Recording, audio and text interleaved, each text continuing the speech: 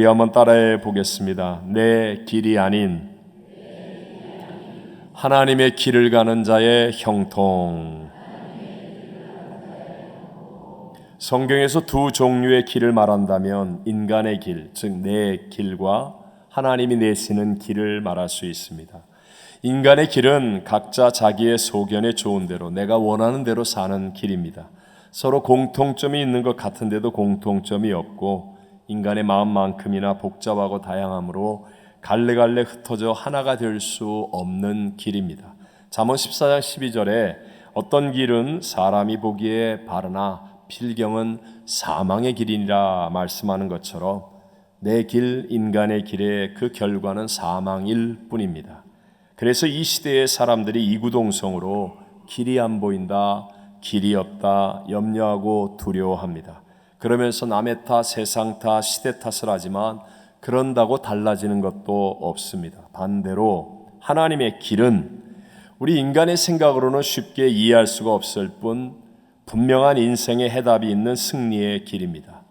우리가 잘 아는 하나님이 이스라엘을 애굽에서 구출하여서 홍해 앞으로 인도하셨을 때 사람들은 그 길을 이해할 수가 없었습니다. 하지만 지금의 우리들은 홍해 바다를 갈라서 만든 하나님의 그 길이 사는 길이요 승리의 길이 되었다는 것을 잘 알지 않습니까?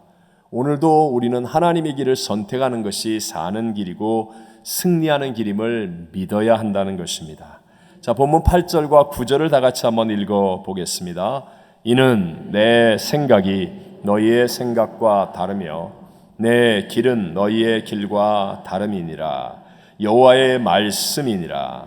이는 하늘이 땅보다 높음같이 내 길은 너희의 길보다 높으며 내 생각은 너희의 생각보다 높음이니라. 아멘.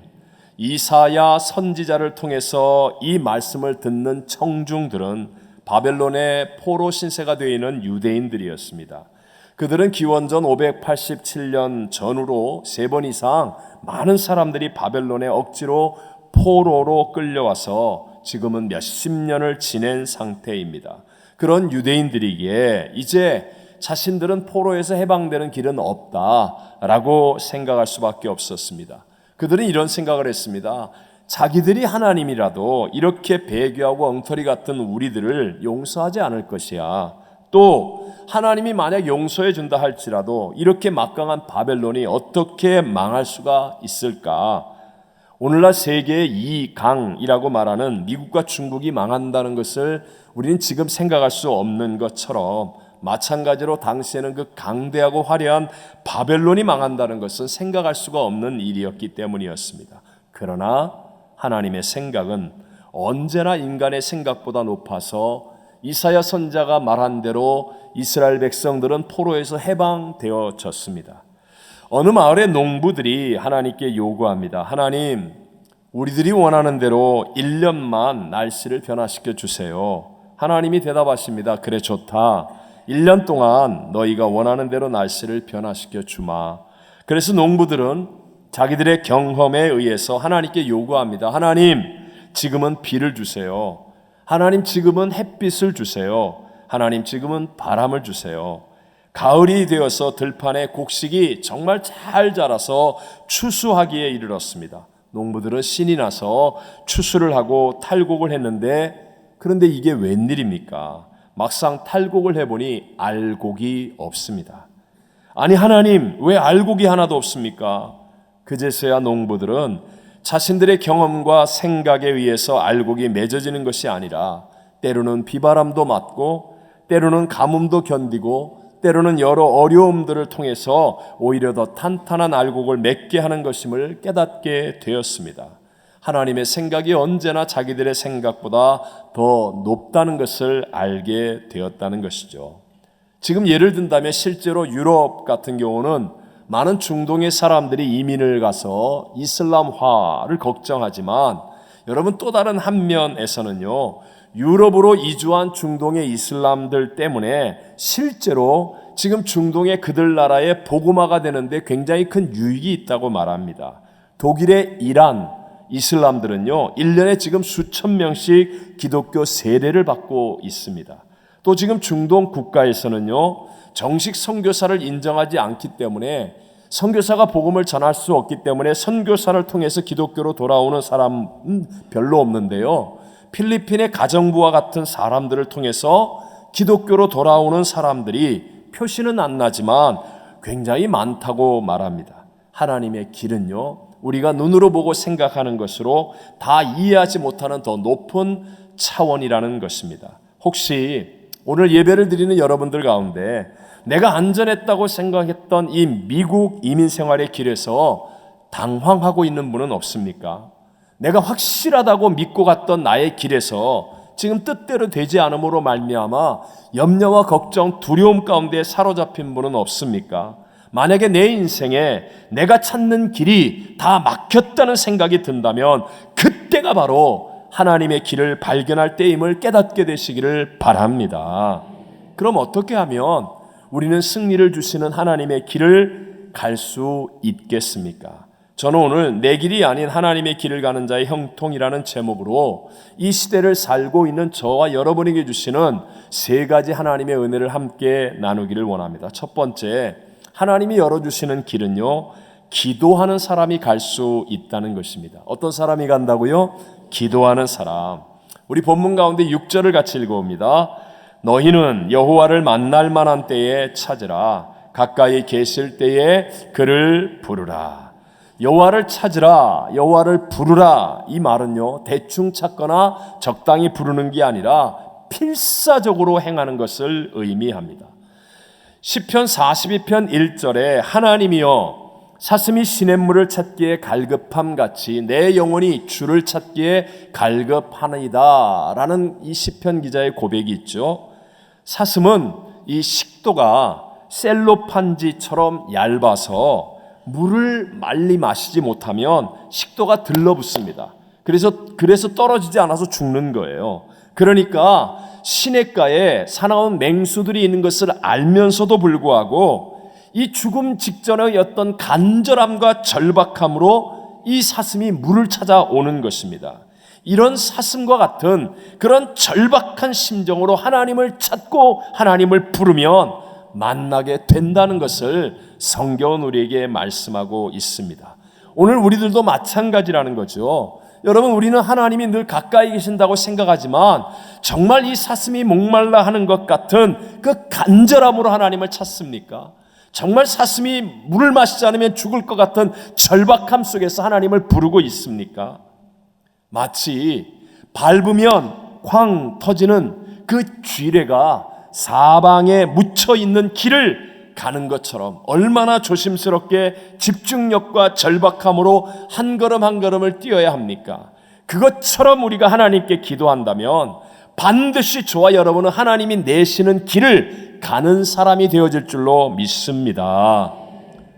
제 인생의 외람된 얘기지만 저에게도 가장 모험적인 하나님의 길을 갔을 때는 제가 파라과이로 가는 것이었습니다. 군대 제대 후에 복학을 결정하기 바로 직전이었습니다. 기도원 기도굴에서 금식하며 정말 제 인생을 전부를 걸고 절박함 속에서 간절히 부르짖어 기도할 때 하나님은 여지없이 저를 만나주셨고요, 제 이름을 3번씩이나 부르시면서 파라과이로 가라고 말씀하시는 음성을 체험할 수 있게 주셨습니다. 그렇게 하나님을 만난 이후에 부르짖음의 기도에는요, 단 한 번도 응답하지 않으신 적이 없었다라고 저는 확신할 수 있습니다. 파라과이에서 17년을 사역하면서 많은 연약함과 어려움 속에서도 부르짖어 기도한 것들은 다 응답되었습니다. 가장 행복한 목회라고도 할 정도로 상파울로에서 매주 기적을 체험하고 있는 저를 갑자기 미국으로 부르셨을 때도 하나님 앞에 부르짖었던 그 10가지를 정확하게 응답하시며 인도해 주셨습니다. 제가요, 이렇게 제 이야기까지 해가면서 증거하고 싶은 게 뭔지 아십니까? 제가 제일 안타까워하는 바로 이것입니다. 성경은 우리에게 부르짖으라고 말씀하는데 오늘날 세상의 길, 인간의 길에 익숙한 우리 현대인들은 부르짖는 기도를 촌스럽거나 이상한 것으로 여긴다라는 것입니다. 명심하십시오. 기도는 영적 전쟁의 승리를 가져오는 것이기 때문에 반드시 방해가 있음을 알아야 합니다. 자, 창조하신 하나님과 피조물인 우리 인간만이 있는 세상이 아니라 우리를 도둑질하고 죽이고 멸망시키려는 원수 마귀가 지금 이 세상의 정사와 권세를 가지고 역사하고 있습니다. 근데 이 원수 마귀는요, 하나님을 공격할 수가 없습니다. 왜요? 공격하면 깨지니까. 그래서 하나님의 형상과 모양대로 지음받은 우리 인간을 공격합니다. 이것이 영적 전쟁이고, 그 마귀의 목적은 우리를 망하게 하는 것이고 우리의 삶을 파괴하는 것이고 불행하게 하여서 하나님의 마음을 아프게 하는 것입니다.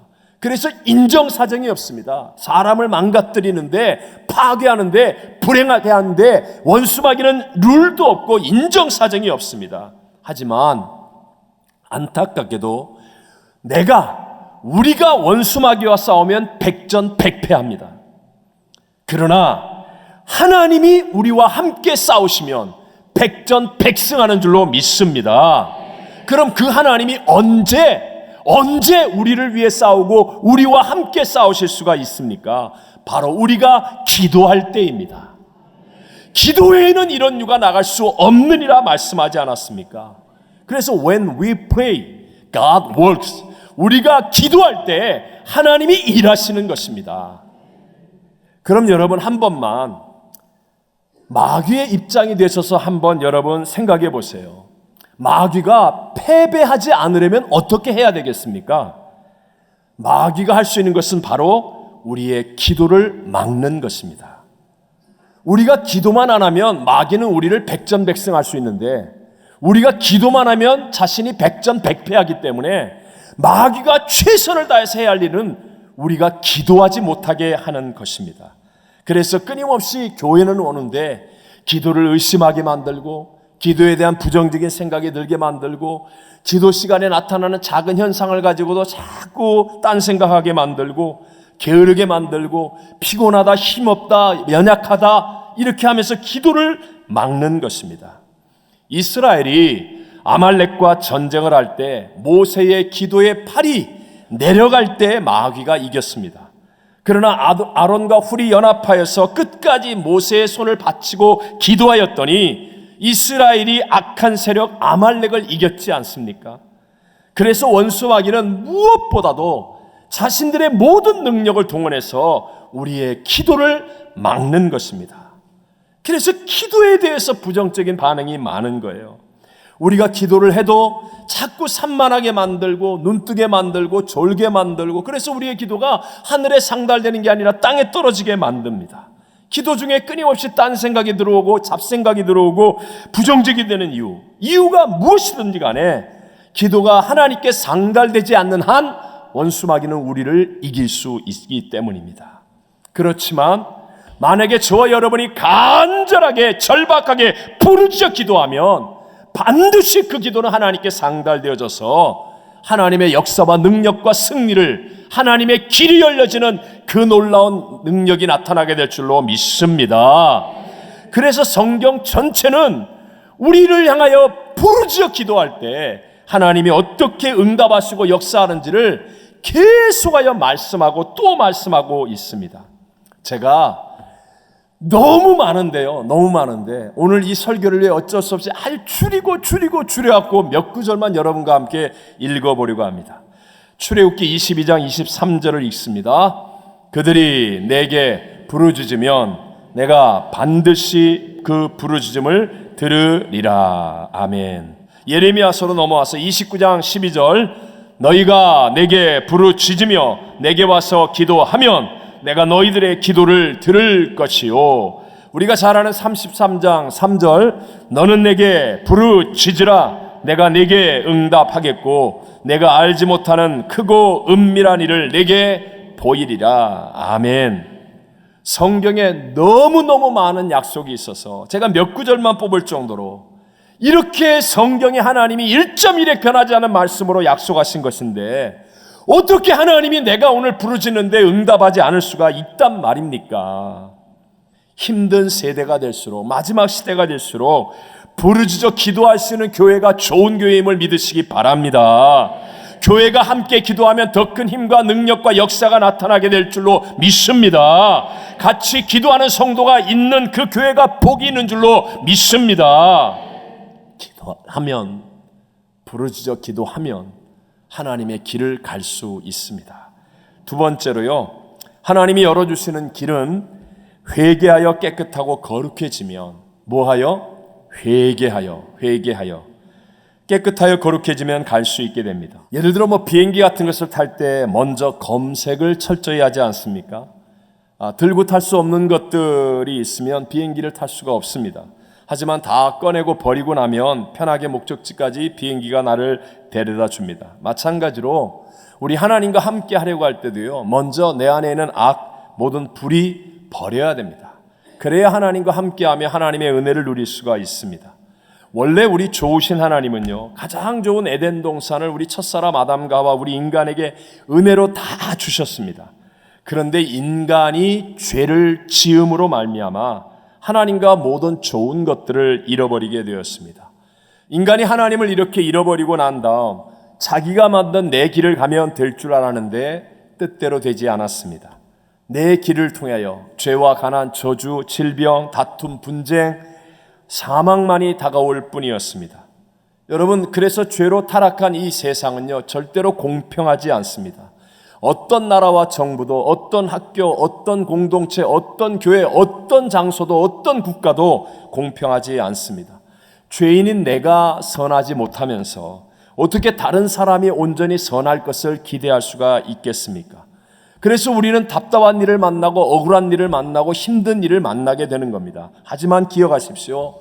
세상이 아무리 불공평하다 할지라도 역사를 주관하시는 하나님은 실수가 없으신 분임을 믿으시기 바랍니다. 그러니까 저 사람들이 내가 이렇게 진실하게 수고했는데도 못 알아준다 할지라도 남의 탓할 것 하나도 없고요. 내가 지금 공평하게 정직하게 했는데 억울한 일을 당했다고 할지라도 내가 세상 탓할 것 없이 우리 하나님께 집중하면 된다는 거예요. 하나님은요, 우리 인간을 구원하기 위해 하나님의 길, 내가 곧 길이요 라고 말씀하신 예수님을 이 땅에 보내시면서 뭐라고 얘기하십니까? 회개하라, 천국이 가까웠느니라 첫 번째 메시지로 외치셨습니다. 회개, 메타노이아는 방향을 하나님께로 돌이키는 것 아닙니까? 나 자신을 향하여 있지 말고 세상이나 환경이나 사람에게 있지 말고 하나님께로 방향을 돌이키라는 겁니다. 그러면 하나님의 길을 걸어가고 사는 길이 열려진다라고 말씀합니다. 이렇게 방향을 돌이켜 하나님을 향하면 천국, 즉 하나님의 통치가 내게 이루어지면서 우리를 살리는 하나님의 길, 세상이 주지 못한 하나님의 길이 열려지고 그 길을 걸어갈 때 마치 창세기 50장 20절에 요셉이 고백하는 것처럼 당신들은 나를 해하려 하였으나 하나님은 그것을 선으로 바꾸사 오늘과 같이 많은 백성의 생명을 구원하게 하시려 하셨나니 이런 믿음의 승리자가 될 줄로 믿습니다. 그런데 거짓의 아비요 거짓말 재앙인 마귀가 제일 잘하는 거짓말, 그 중에 하나가 회개를 두렵거나 부끄러운 일로 여기게 만드는 거예요. 그래서 자꾸 회개를 이상하게 만드는 겁니다. 악인이나 불의한 자라 할지라도 하나님께로 돌이키기만 하면 살려주시는 분이 하나님이십니다. 여호와께로 돌아오라, 방향을 틀어라, 그리하면 그가 긍휼히 여기시리라. 우리 하나님께로 돌아오라, 그가 너그럽게 용서하시리라 말씀하십니다.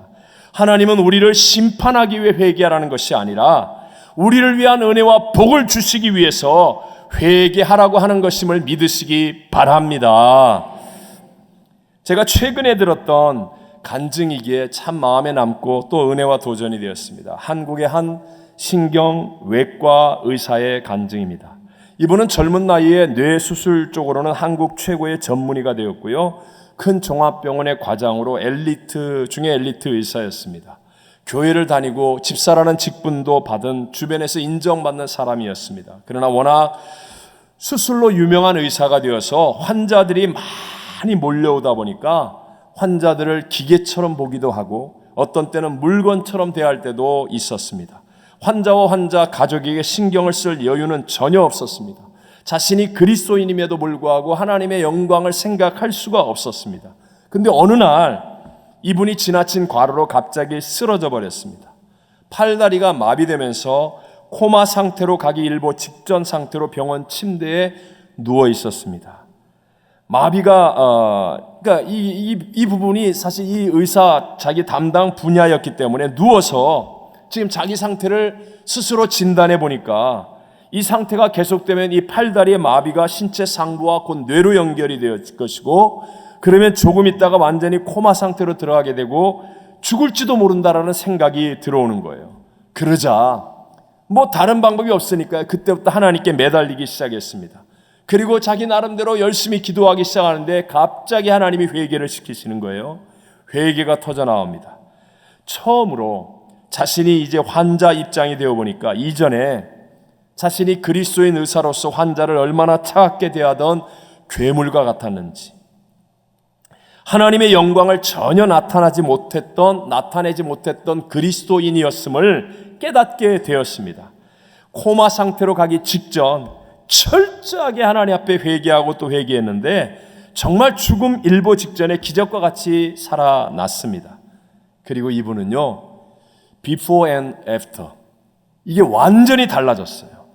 그래서 그 큰 병원에 미스터 눈물이 됐습니다. 미스터 눈물이 되어서 환자들을 불쌍히 여기고 환자들을 위해 상담하고 기도해 주는 거의 반 목사 수준의 의사가 되었습니다. 자, 이전에도요, 겉으로는 성실하고 겉으로는 모범적인 집사였고 문제가 없는 아주 훌륭한 엘리트 의사였었습니다. 그러나 마음 중심을 보시는 하나님께서 원하시는 회개의 내용이 있었다는 거예요. 여러분, 우리가 예수를 믿었다고 회개할 것이 없을까요? 이미 모욕한 사람도 수시로 손을 씻어야 하는 것 같이 예수 믿은 저와 여러분도 회개를 통해 깨끗해질 때 인간의 길이 아닌, 내 길이 아닌 하나님의 길을 가는 수 있는 사람이 되는 것임을 믿으시기 바랍니다. 마지막 세 번째로요, 하나님이 열어주시는 길은 말씀을 붙들고 살 때 갈 수 있습니다. 무엇을 붙들고 살아야 돼요? 말씀을 붙들고. 우리 본문 10절과 11절을 함께 읽어보겠습니다.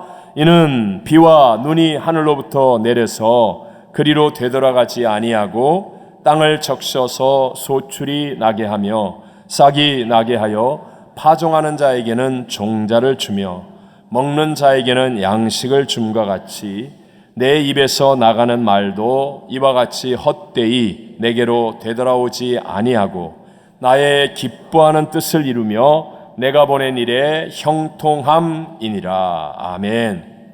자, 하나님의 말씀은 되돌아가지 않는다. 그리고 이 땅에서 나의 기뻐하는 뜻을 이루며 내가 보낸 일에 형통하게 된다라고 말씀합니다. 그래서 하나님의 말씀을 붙드는 사람, 그 말씀을 붙들고 살아가는 사람에게는요, 하나님의 길이 열려지는 것입니다. 여러분, 이렇게 생각하십시오. 우리도 집에 TV를 보면 요새는 막 채널이 많죠. 어떤 채널은 일기예보 날씨만 합니다. 어떤 채널은 뭐 스포츠만 합니다. 어떤 채널은 요리만 합니다. 그런 것처럼요, 우리 마음 속에는요, 두 개의 채널이 있습니다.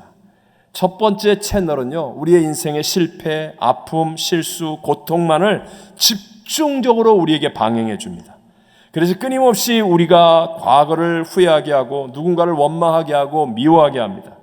빠져나갈 수 없는 과거의 트라우마 속에 우리를 가두어 놓습니다.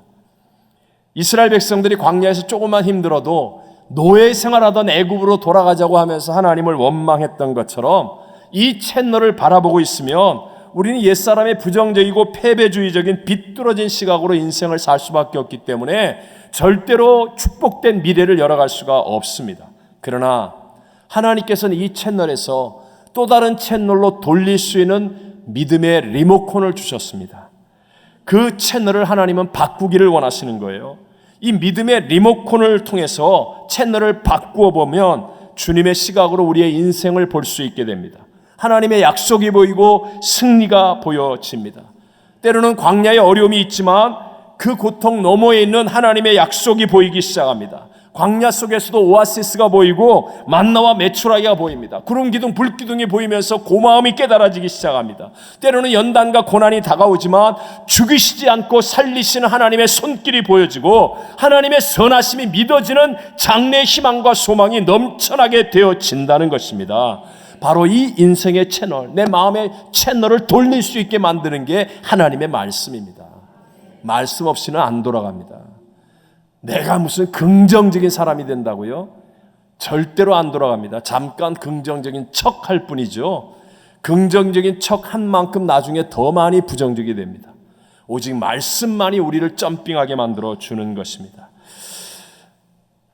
여러분, 우리는 이제 헛된 내 욕심 또는 세상 자랑을 따라서 그냥 환경과 상황에 의해서 일희일비하면서 사는 인생이 아니라 정말 하나님의 뜻을 이루며 기뻐하시는 뜻을 이루며 하나님이 주시는 형통의 삶을 살아가야 되는데, 그러기 위해서는 말씀을 붙들어야 한다는 것입니다. 때로는 말씀을 붙들 때 손해볼 때가 있습니다. 오해와 핍박을 받을 때도 있습니다. 말씀 때문에 힘들어질 때도 있습니다. 그러나 분명한 것은 끝으로 가면 갈수록 형통하는 하나님의 길을 가는 인생이 되어진다는 것입니다. 다 아는 분의 얘기지만 제가 이분이 이렇게 생각이 났어요. 18세기 영국 노샘프턴이라는 곳에 태어난 윌리엄 캐리입니다. 당시에 촌사람으로 학교를 마치고 부모님의 권유에 따라 구두수선공이 되었습니다. 당시에는 꽤 괜찮은 직업이에요, 구두수선공이. 그러던 그가 어느 날 한 기도 모임에서 히브리서 13장 13절 말씀에 붙잡혔습니다. 그런즉 우리도 그의 치욕을 짊어지고 영문 밖으로 그에게 나아가자. 그래서 이 안에만 머물러 있으면 안 되고 선교를 위해 가야 된다. 하나님의 말씀의 깨달음이 다가왔고 그 말씀에 붙들렸습니다. 그러자 그가 이전에 세상과 타협하며 살았던 인생의 채널을 바꾸었습니다. 그러니까 하나님이 그를 사용하셔서 세계 선교의 아버지라고 불리우게 하셨고 유럽의 세계 선교의 열풍을 일으키는 큰 일을 이루었습니다. 후에 그가 인도 선교사로 사역했는데 그때 윌리엄 캐리가 했던 유명한 늘 하였던 말, Expect great things from God, attempt great things for God. 하나님으로부터 위대한 일을 기대하라. 하나님을 위해 위대한 일을 시도하라. 내 인생이 어떻게 점핑이 일어납니까? 여러분, 미국 생활 오래 한다고 일어나는 것도 아니고요, 학위를 가진다고 일어나는 게 아닙니다. 이 점핑, 이것은 하나님의 말씀을 붙잡을 때 내 인생의 브레이크스루, 돌파구가 어떻게 나옵니까? 내가 이 사람 만나고 대통령 바뀌고 정책이 바뀌면 브레이크스루가 나옵니까? 아닙니다. 여러분, 하나님의 말씀을 붙잡으면, 이 말씀에 붙들리면 내 인생에 점핑이 일어나고요, 내 인생에 돌파구가 만들어지고 하나님이 열어주시는 새 길, 하나님의 길로 승리하는 삶으로 가게 될 줄로 믿습니다.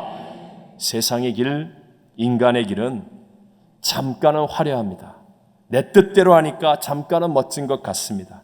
하지만 결국 죄와 사망으로 우리에게 낙심과 절망을 가져다 줄 뿐입니다.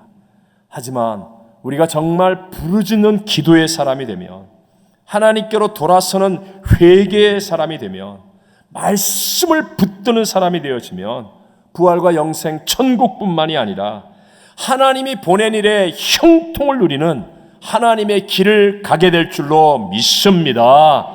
우리 2020년 인간의 길, 내 길이 아닌 하나님의 길을 가는 우리 모두가 되시기를 주님의 이름으로 축원합니다.